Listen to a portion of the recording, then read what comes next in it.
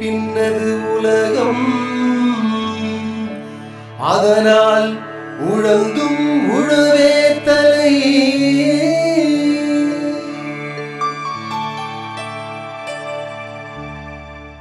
அனைவருக்கும் வணக்கம். என் பெயர் விஜயகுமாரி. நான் சென்னை கொரட்டூரில் வசிக்கிறேன்.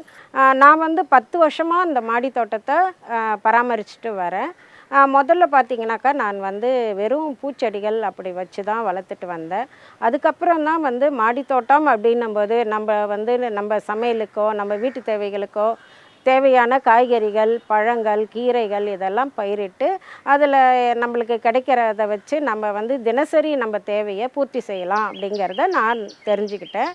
மாடித்தோட்டம் அப்படின்னும்போது தரையில் வைக்கிறதுக்கும் மாடியில் வைக்கிறதுக்கும் நிறைய வித்தியாசங்கள் இருக்குது. தரையில் நம்ம வைக்கும்போது அது பெரிய அளவில் பராமரிப்பெல்லாம் தேவைப்படாது. உரங்கள் மட்டும் கொடுத்தா போதும். மண்ணில் உள்ள சத்துக்களை எல்லாம் எடுத்து அது வளர்ந்துடும். ஆனால் மாடி தோட்டம் அப்படின்னும்போது அதை நம்ம நிறைய அதற்காக நம்ம வேலை செய்யணும் அப்படின்னும்போது தவறாமல் உரங்கள் எல்லாம் கொடுக்கணும், தண்ணி ஊற்றணும். தண்ணியெல்லாம் 2 நாளைக்கு ஒரு தடவை நீங்கள் கொடுக்கலன்னா அது ரொம்ப வாடி போயிடும்.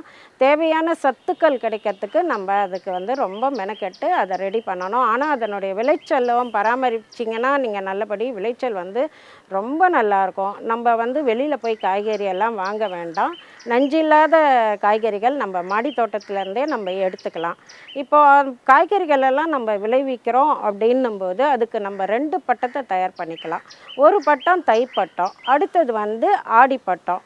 தைப்பட்டத்தை விட ஆடிப்பட்டம் தான் நம்மளுக்கு ரொம்ப ரொம்ப முக்கியமான ஒரு பட்டமாக இருக்குது. அந்த காலத்தில் பெரியவங்கெல்லாம் சொல்லுவாங்க, ஆடிப்பட்டம் தேடி விதை அப்படின்னு சொல்லுவாங்க. அது என்ன அப்படின்னு சொல்லும்போது ஆடிப்பட்டத்தில் தான் நம்மளுக்கு விளைச்சல் நல்லாயிருக்கும். எல்லா விதமான காய்கறிகள், கீரைகள், பழங்கள்லாம் நம்ம ஆடிப்பட்டத்தில் தயார் பண்ணலாம். இப்போ நம்ம பயிரிடுறோம் அப்படின்னும்போது நம்ம தேவையான க்ரோ பேக்கோ, மாடின்னும்போது க்ரோ பேகு, தொட்டி, நம்ம வீட்டில் எது நம்மளுக்கு உடைந்த பக்கெட்டோ இல்லை தேவையான பொருட்களோ இருந்தோன்னா அதை நீங்கள் பயன்படுத்திக்கலாம். இப்போ 15க்கு 12 அப்படிங்கிற க்ரோ பேக் இல்லைன்னா 15க்கு 15ன்ற க்ரோ பேக்கில் எல்லா விதமான காய்கறிகளையும் நீங்கள் பயிரிடலாம். அதே மாதிரி மாடி தோட்டத்தில் சிறிய அளவிலான பழமரங்களையும் நீங்கள் நட்டு பயிரிட்டு வளர்க்கலாம். இப்போ நீங்கள் அந்த மாதிரி ஒரு க்ரோ பேக்கு ஏதாவது தயார் பண்ணி நீங்கள் எடுத்துக்கோங்க. மண்கலவை ரொம்ப முக்கியம். அந்த மண்கலவை அப்படின்னும்போது மாடி தோட்டம் அப்படின்னும்போது இப்போது நீங்கள் செம்மண்ணோ இல்லை உங்கள் தோட்டத்தில் இருக்கிற மண்ணையும் நீங்கள் பயன்படுத்திக்கலாம். அது எந்த அளவுக்கு பயன்படுத்தலாம் அப்படின்னும்போது ஒரு 40% நீங்கள் அதை எடுத்துக்கலாம். அதை எடுத்துட்டு நீங்கள் அதாவது ஆடிப்பட்டம் தொடங்குறதுக்கு முன்னாடி இப்போ மே ஜூன்லலாம் கொஞ்சம் விளைச்சல் கம்மியாக இருக்கனால கொஞ்சம் குறைஞ்சிரும், காய்கறி விளைச்சல்லாம் கொஞ்சம் குறைஞ்சிரும். அப்போவே நீங்கள் என்ன பண்ணணும், அந்த மண் கலவை நான் சொன்னேன் இல்லையா, ஒரு 40லேருந்து 50% அதை தோட்டத்து மண்ணோ இல்லை நம்ம செம்மண்ணையோ வாங்கி அதை ஒரு பக்கம் குவிச்சு வச்சுட்டு கூட தென்னை நார் கழிவு, கோகோ பீட் அப்படின்னு சொல்கிறோம் இல்லையா, அது ஒரு 20% போதும். ஏன்னா அதில் எந்த சத்தும் இல்லை.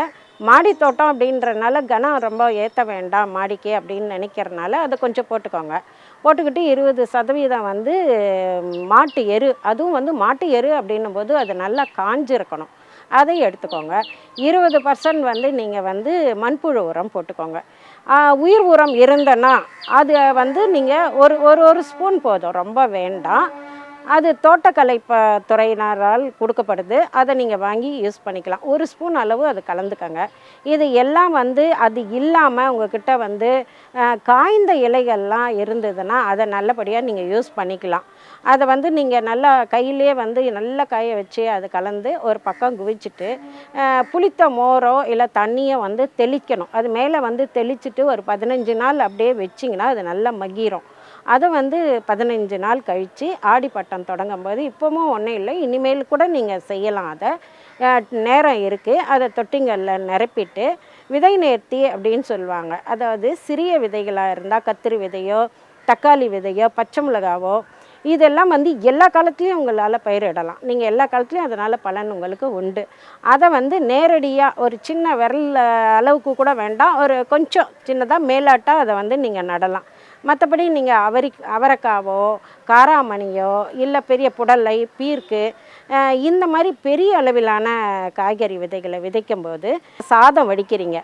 அந்த தண்ணியில் கொஞ்சோண்டு ஒரு பிஞ்சு அந்த சூடோமோனாஸ் அது இருந்ததுன்னா அதை கலக்கிக்கங்க, இல்லைன்னா பரவாயில்ல, இளநீராக கூட இருக்கலாம். 1 ஹவர் வந்து அதை ஊற வைங்க. ஊற வைக்கும்போது அதான் விதை நேர்த்தின்னு சொல்லுவாங்க. அது நல்லா ஊறி அதை வந்து நீங்கள் வந்து நட்டு வைக்கும்போது வளர்ச்சியும் நல்லாயிருக்கும், பூச்சி தாக்குதல் அது எதுவுமே இருக்காது. அதுக்கப்புறமா பார்த்தீங்கன்னாக்கா நீங்கள் தினசரி தண்ணி மட்டும் தெளிச்சிட்டு வந்தால் போதும். முளைத்து மேலே வர்ற வரைக்கும் தண்ணீர் மட்டும்தான் தெளிக்கணும். இல்லையா காய்கறி ட்ரே இருக்கும் இல்லையா, அதில் வந்து நீங்கள் வந்து விதையை வந்து ஊனி வச்சு அதையும் எடுத்து நீங்கள் நடலாம். இதெல்லாம் வந்து அடிப்படையான ஒரு விஷயந்தான். இதை வந்து நீங்கள் தண்ணி தெளிச்சிட்டே வரும்போது அதனுடைய வளர்ச்சி நல்லாயிருக்கும். வேரழுகலோ மற்றதோ வராது. பூச்சி தாக்குதல் பற்றி ரொம்ப நீங்கள் கவலைப்படுறீங்க. பூச்சி தாக்குதல் அப்படின்னு சொல்லும்போது உங்களுக்கு வந்து அந்த மெல்லிபக்ஸ், அதாவது மாவு பூச்சி அப்படின்னு சொல்லுவாங்க. மாவு பூச்சியோ இல்லை வந்து இது முருங்கையிலெல்லாம் பார்த்திங்கன்னா கம்பளி பூச்சி வரும். அது இல்லாமல் அட்டைப்பூச்சி, நத்தைப்பூச்சி அதெல்லாம் வரும். இதெல்லாம் என்ன பண்ணும் அப்படின்னா இந்த கொடி காய்கறிகள்லாம் பழகி வரும். இதெல்லாம் செடியிலுடைய அந்த சத்தெல்லாம் உறிஞ்சிடும். உறிஞ்சதுக்கப்புறம் செடி வாடி போய் அதெல்லாம் வந்து போயிடுற மாதிரி ஆகும். இப்போ இதெல்லாம் நீங்கள் என்ன பண்ணணும் அப்படின்னு பார்த்தீங்கன்னாக்கா 3G கரைசல் இருக்குது. அது எல்லாருக்கும் தெரியும். 3G அப்படின்னும் போது பச்சை மிளகாய், இஞ்சி, பூண்டு, இது 3ம் தான் 3G அப்படின்வாங்க. ஜிஞ்சர், கார்லிக், வந்து க்ரீன் சில்லி. இந்த 3ஐயும் வந்து எடுத்து நீங்கள் நசுக்கி அதை அரைச்சிட்டு அதை வந்து கொஞ்சம் ஃபில்ட்ரு பண்ணி அதை வந்து டைரெக்டாக கொடுத்துடாதீங்க. நல்லா வடிகட்டி இப்போ ஒரு 50 mlன்னு வச்சுக்கோங்க. அதுக்கு வந்து நீங்கள் பார்த்தீங்கன்னாக்கா ஒரு 5 லிட்டர் எடுத்துக்கலாம். 5 லிட்டர் தண்ணியில் அதை கலந்து செடிகள் மேலே வந்து நல்லா ஸ்ப்ரே பண்ணி விடலாம். புளிச்ச மோர் எடுத்துக்கோங்க. அது எப்போவுமே வந்து ரொம்ப எல்லா செடிங்களுக்கும் அது ரொம்ப நல்லது. அது கூட வந்து மஞ்சள் தூள் 1 ஸ்பூன் கலந்துக்கிட்டு அதையும் தண்ணியில் வந்து வடிகட்டி ஸ்ப்ரே பண்ணனா செடிகளில் இருக்க பூச்சி, புழு, தண்டு துளைப்பான் எல்லாமே போயிடும். கருவாட்டு பொறின்னு ஒன்று இருக்குது. அது வந்து நம்மளுக்கு பார்த்திங்கனாக்கா அந்த கொடிகளில் வர அந்த பழைய தாக்குதலை வந்து எல்லாத்தையும் நல்லா மட்டுப்படுத்திடும். ஏன் அப்படின்னு பார்த்திங்கன்னா, இப்போ பிஞ்சு விடுது. அந்த பிஞ்சு வந்து வெம்மி அப்படியே கொட்டிடும். ஏன் வந்து எல்லாமே நம்மளுக்கு வெம்மி இப்படி கொட்டிகிட்ருக்கே, நல்லா வரலையே அப்படின்னு நம்ம நினைப்போம். அதுக்கு காரணம் பழைய தான். அந்த பழையை வந்து நம்ம கட்டுப்படுத்துறதுக்கு ஒரு பெட் பாட்டில் எடுத்துக்கோங்க. பெட் பாட்டில்னால் இப்போ கோக்கு, அந்த ஸ்ப்ரைட்டு அந்த மாதிரி மேலே வந்து நல்லா துளை போட்டுக்கோங்க. பாதி பாட்டில் அளவுக்கு தண்ணி நிரப்பி அதில் வந்து 2 சின்ன கருவாட்டு துண்டை போட்டு மாட்டிட்டிங்கன்னா எல்லா பழையும் அந்த துளை வழியாக உள்ளே போய் மாட்டிக்கும். அதுக்கு வெளியில் வர்றதுக்கு தெரியாது. அப்படியே வந்து உள்ளேயே வந்து அது மடிஞ்சிரும். ஆனால் இது 10 நாளைக்கு வந்து நம்ம வந்து இதை வந்து புதுசாக தண்ணி மாற்றணும். என் மாட்டி தோட்டத்தில் நான் வந்து முருங்கை வச்சுருக்கிறேன். முருங்கை 2 வச்சுருக்கேன். ஒன்று வந்து விதை மூலம் வந்தது. இது பார்த்திங்கனாக்கா கரும்பு முருங்கை அப்படின்னு சொல்லுவாங்க. சின்ன செடியாக இருக்கும்போதே அதில் வந்து இது வந்து எப்போவுமே உங்களுக்கு காய் கொடுத்துட்டே இருக்கும். இது பிஞ்சு இப்போ தான் வந்திருக்கு. இது நல்ல ஒரு 3 அடி 4 அடி அளவுக்கு வந்து இது வந்து வளருது. சின்னது பாருங்கள், கிளை தான் வச்சோம். அதுலேருந்து வந்து நிறையா பிஞ்சுக்கள் இதை பார்த்திங்கனாலே உங்களுக்கு தெரியும். நிறைய பிஞ்சுக்கள் எடுத்திருக்கு. இது வந்து 2 மாதத்துக்கு ஒரு தடவை, 3 மாதத்துக்கு ஒரு தடவை நிறைய பிஞ்சு எடுத்து நிறைய காய்க்க ஆரம்பிச்சிருக்குது. அதே மாதிரி கத்திரியில் வந்து நிறைய வகை வச்சுருக்கேன் நான். அப்படி பார்த்திங்கனாக்கா ஒரு 7-8 வகை கத்திரி நான் வச்சுருக்கேன். இது ஒரு வகை. இதுவும் வந்து ரொம்ப ருசியான ஒரு கத்திரிக்காய். இதுலேயும் வந்து நம்ம சமையல் பண்ணும்போது இதனுடைய ருசி வந்து ரொம்ப நல்லா இருக்குது. மிளகாயிலையும் பல வகையான மிளகாய் இருக்குது. அப்படி பார்த்திங்கனாக்கா அலப்பினோ பெப்பர் அப்படின்னு சொல்லுவாங்க, ஜலப்பினோ பெப்பர்னு அது இருக்குது. அது இல்லாமல் இதை பாருங்கள், பப்புள் சில்லி அப்படின்னு சொல்லுவாங்க, இது இருக்குது. அந்த பக்கம் வந்து நிறைய வந்து உங்களுக்கு மிளகாய் இருக்குது. எல்லா விதமான மிளகாயும் நான் வளர்த்துட்டு வரேன். அப்படி பார்த்து செர்ரி வந்து நிறைய காய் எடுத்து நல்லா வந்து உங்களுக்கு பழம் வந்து வருது. இப்போ வந்து நிறைய நான் பறிச்சிட்டனால தானாக எல்லாம் கொட்டி போகுது இருக்கிறதெல்லாம். இது வந்து கொய்யாவில் வந்து நான் நிறைய வெரைட்டி வச்சுருக்கேன். தாய்லாண்டு வச்சுருக்கேன், நாட்டு கொய்யா வச்சுருக்கேன். கொய்யாவும் நிறைய வந்து நம்மளுக்கு வந்து காய் கொடுத்துட்டே தான் வந்து இருக்குது. எனக்கு கொய்யாவில் வந்து ஒரு 4-5 வெரைட்டி இருக்கேன். சப்போட்டா இப்போ வச்சுருக்கேன். இந்த சப்போட்டா பார்த்திங்கனாக்கா இப்போ வந்து நிறைய பிஞ்சு எடுத்திருக்கு. கொய்யாவும் வந்து எனக்கு நிறைய பிஞ்சு வந்திருக்கு. சப்போட்டா வந்து எல்லாருமே என்கிட்ட கேட்டாங்க, இவ்வளோ பூ வந்திருக்கே அப்படின்னு. இதில் வந்து நிறைய பூ எடுத்திருக்கு. இது பார்த்திங்கனாக்கா நான் சின்ன தொட்டியில் தான் வச்சுருக்கேன். ஆனாலும் வந்து இது நிறைய நம்ம தேவையான சத்துக்கள் வந்து நம்ம கொடுத்துட்டே இருக்கணும். அப்படி பார்த்தோன்னா மாதத்துக்கு ஒரு தடவை ஒரு கைப்பிடி அளவு வந்து மாட்டு எரு மண்புழு உரம் கொடுத்தோன்னா நல்லா வளர்ச்சி இருக்கும். இது வந்து கொய்யாவையும் நான் தொட்டியில் தான் வச்சு வளர்த்துட்ருக்கேன். இந்த கொய்யாலேயும் நிறைய பிஞ்சுக்கள் பூக்கள்லாம் வந்திருக்கு.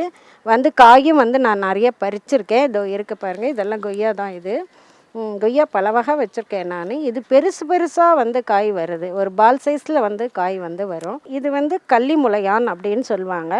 இதை வந்து நம்ம உடம்புக்கு தேவையான சத்தெல்லாம் இதுலேருந்து கிடைக்கிது.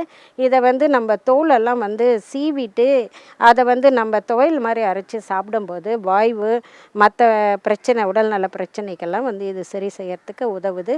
அந்த பக்கம் பார்த்திங்கனாக்கா எலுமிச்சை ஆரஞ்செல்லாம் உங்களுக்கு வந்து நிறைய காய்ச்சிருக்கு. பச்சை மிளகாய் வந்திருக்கு. எல்லா விதமான இப்போ ட்ராகன் ஃப்ரூட்டு நான் வச்சுருக்கேன். இன்னும் எனக்கு அதில் பழம் வரல. ட்ராகன் ஃப்ரூட்டு நல்ல பெரிய அளவில் மேலே வரைக்கும் போயிருக்கு. அடுத்த வருஷம் நான் வந்து ட்ராகன் ஃப்ரூட்டு எடுப்பேன் அப்படின்னு நினைக்கிறேன். நான் நிறைய வந்திருக்கு எனக்கு. இதில் பார்த்திங்கன்னா நிறைய பிஞ்சு கொய்யா பிஞ்செல்லாம் வந்து எனக்கு நிறைய வந்திருக்கு. நெய் மிளகாயும் நான் வச்சுருக்கேன். இப்போ தான் பூ எடுக்குது. இதுதான் நெய் மிளகாய். இதுவும் வந்து நிறைய பூ எடுத்திருக்கு இப்போது. இது வந்து இதெல்லாம் வந்து சீசன் தாங்க. மழை காலத்துலலாம் வந்து நல்லா வரும் நம்மளுக்கு. சிவப்பகத்தின்னு சொல்லுவாங்க. இதுவும் நம்மளுக்கு தேவையான உடலுக்கு தேவையான எல்லா விதமான சக்தியும் கொடுக்கக்கூடிய ஒரு கீரை இது. இதெல்லாம் ஒரு கைப்பிடி அளவு நீங்கள் உபயோகப்படுத்தினாலே போதுமானது. இங்கே வந்து ஆரஞ்சு வச்சுருக்கேன் நான். ஆரஞ்சு மினி ஆரஞ்சு ஒரே ஒரு பழம் போதும். அது வந்து உங்களுக்கு தேவையான ஒரு ஜூஸ் போடுறதுக்கு நீங்கள் தேவையானதை அதுலேருந்து பறிச்சுக்கலாம். இது மல்பெரியும் வந்து உங்களுக்கு இப்போ தான் வளர்ந்துட்டு வருது. இன்னும் கொஞ்சம் நாளில் அதுவும் வந்து உங்களுக்கு காயெல்லாம் கொடுக்கும்.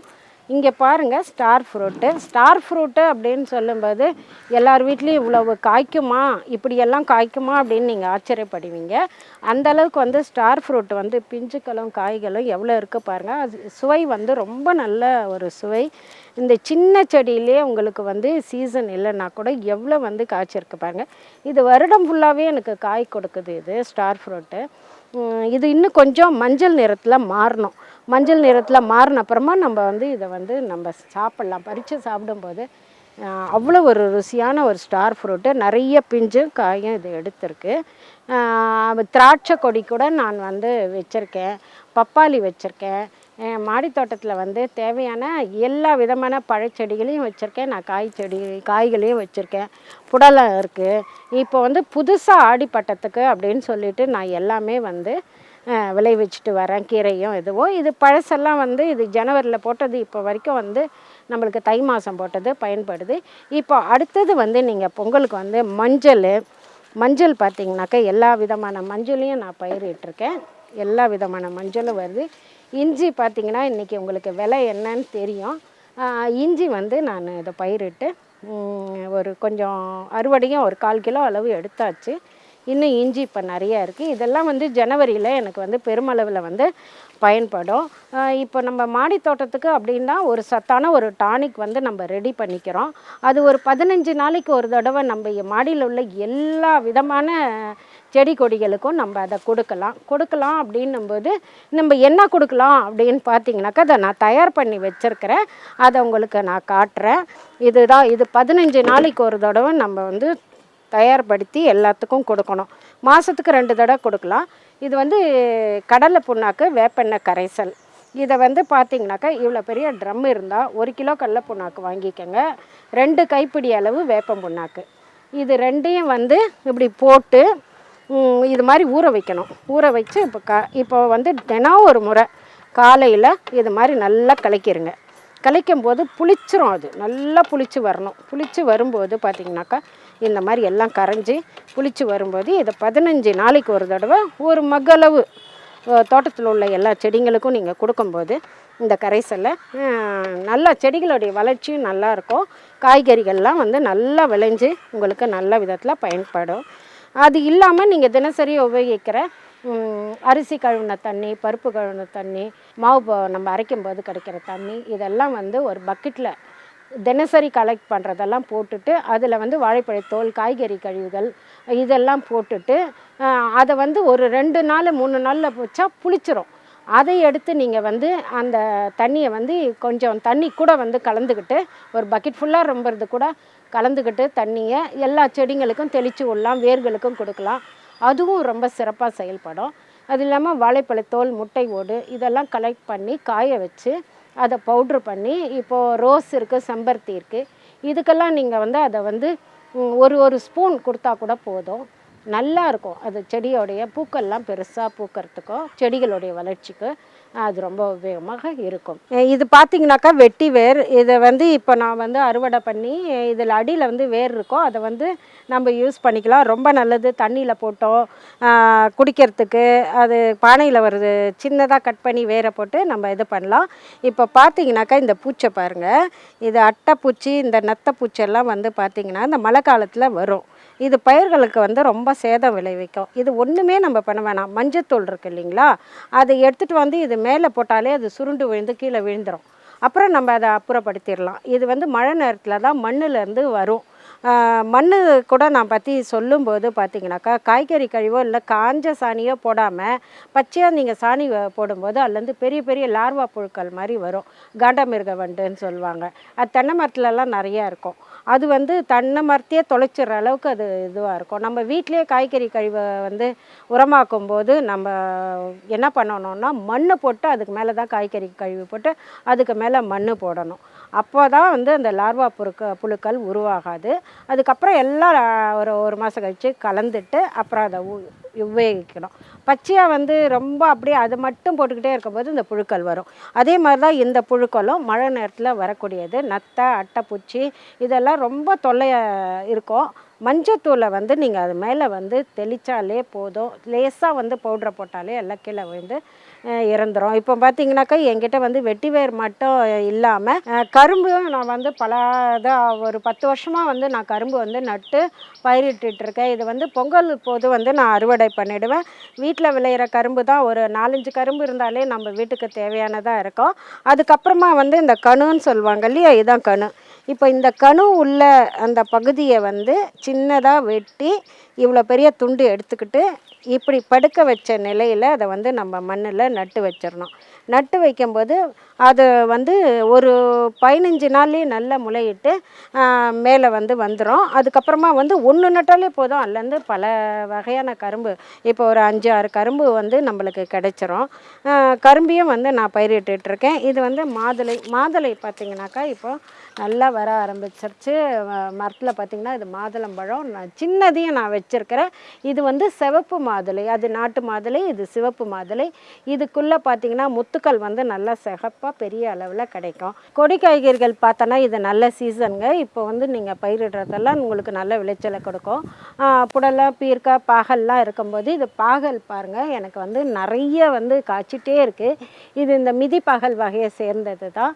இது நிறைய பாகக்காய் பார்த்திங்கனாக்கா கொடி முழுசும் எனக்கு இருக்கும். நிறைய நான் பறித்து நான் உபயோகப்படுத்திட்டேன். அதே மாதிரி காராமணியும் வந்து எனக்கு வந்து பெருமளவில் வந்து காய் கொடுத்துட்டே தான் இருக்குது. காராமணியும் நான் வந்து நிறைய பயிரிட்டுருக்கேன். பறித்து நான் வந்து சமையலுக்கு உபயோகப்படுத்திகிட்ருக்கேன். இப்படி எல்லா விதமான காய்கறிகளும் மாடி தோட்டத்திலே கிடச்சிருது. வாரத்துக்கு பார்த்திங்கன்னா 2 கிலோ 3 கிலோ அளவுக்கு வந்து நான் பறிக்கிற அளவுக்கு எனக்கு வந்து இன்னும் 1 மாதம் போச்சுன்னா, நடுவில் வந்து 2 மாதங்கள் வந்து நாங்கள் ரொம்ப பயிரிட மாட்டோம். ஓரளவுக்கு இருக்கிறத வச்சு நாங்கள் வந்து அதை வந்து உபயோகப்படுத்திப்போம். இப்போ ஜூனுக்கு அப்புறமா தான் நாங்கள் ஜூலையில் தான் வந்து எல்லாத்தையுமே விளைவிப்போம். விளைவிக்கும்போது மாடி தோட்டன்றனால எல்லாமே நல்ல விளைச்சல் தரும். இன்னும் ஒரு 5 மாதத்துக்கு நிறைய விளைச்சலை நாங்கள் எடுப்போம். நாங்கள் எங்கள் வீட்டுக்கு தேவைக்கு போக எல்லாருக்கும் நாங்கள் பகிர்ந்து கொடுப்போம்.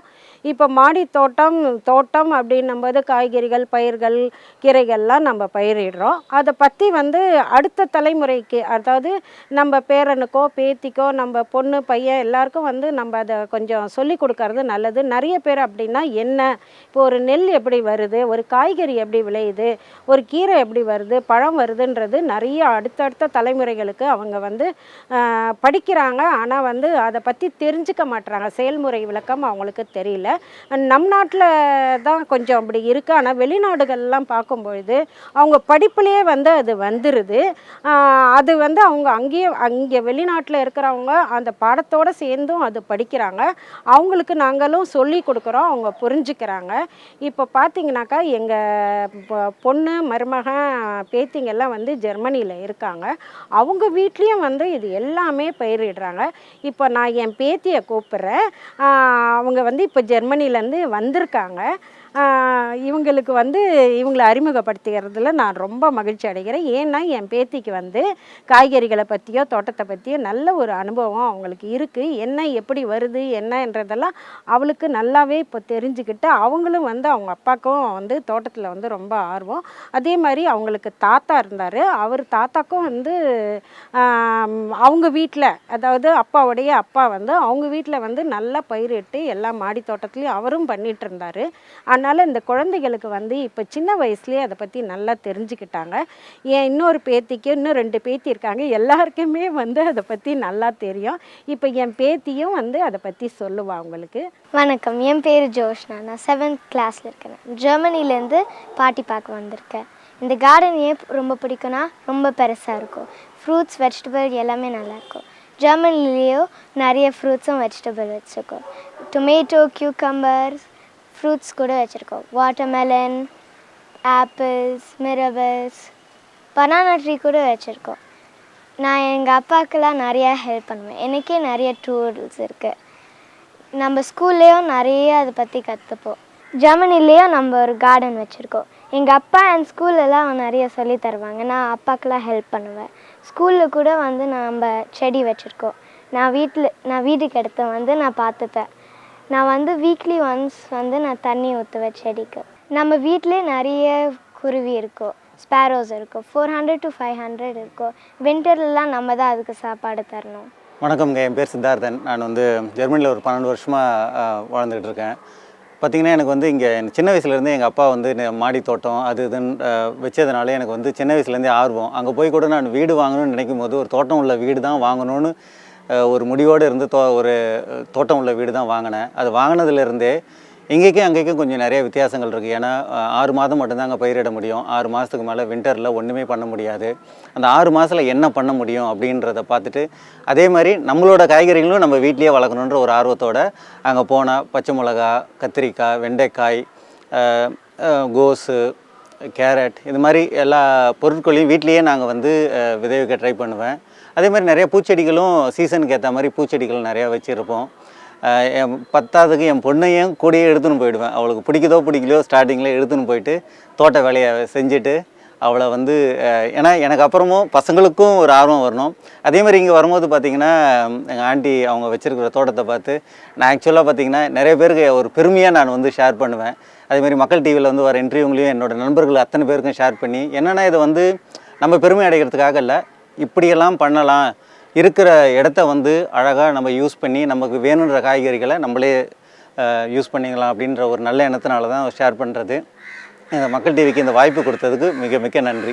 மண்ணில் மலர்ச்சி வாழ்வில் புது எழுச்சி மக்கள் தொலைக்காட்சி மாறும் காலங்களில் மலரும் பூமி இது, இதுவே ஊரக வளர்ச்சி. மலரட்டும் மலரட்டும் மலரட்டும் மலரும் பூமி இங்கு மலரட்டும். மலரும் பூமி இது கிராமிய பொருளாதார மேம்பாட்டு நிகழ்ச்சி.